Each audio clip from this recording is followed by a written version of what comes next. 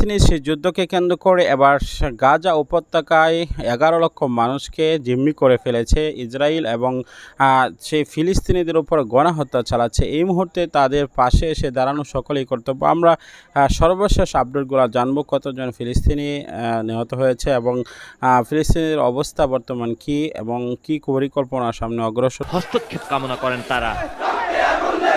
দর্শক মহলে, ফিলিস্তিনি মুসলমানদের পাশে এসে দাঁড়ানো আমাদের কর্তব্য এবং প্রত্যেকটি মুসলিম দেশ তারা যেন সমর্থন দিয়ে এবং তাদের পাশে এসে দাঁড়াতে পারে, সেটাই আমরা কামনা করি এবং আল্লাহ রাব্বুল আলামিন যেন আমাদের সকলকে তাদের পাশে এসে দাঁড়ানোর মতো তৌফিক দান করেন।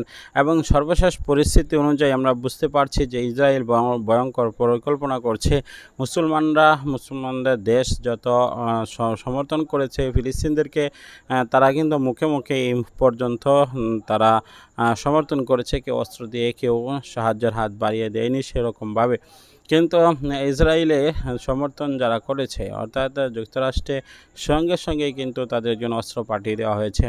তাহলে বোঝা যায় যে কাফের মুশরিক যারা রয়েছে, ইহুদিরা যারা রয়েছে, তারা ঐক্যবদ্ধভাবে কাজ করে, কিন্তু মুসলমানরা মুখে বললেও তারা অন্তরে কোনো ঐক্যবদ্ধ থাকে না, সেটাই প্রমাণিত হচ্ছে।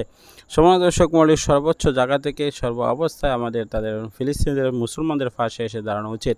সম্মানিত দর্শক মহলে, আজকের মধ্যে বিদায় নিচ্ছি। পরবর্তী কিছু চমকদার ভিডিও রয়েছে, বাংলাদেশ থেকে কারা সমর্থন করছে এবং কি কি সাহায্য প্রেরণ করছে সেই বিষয়গুলো নিয়ে আমরা পরবর্তী ভিডিওতে দিব। অবশ্যই সাবস্ক্রাইব করে বেল বাটনটি অন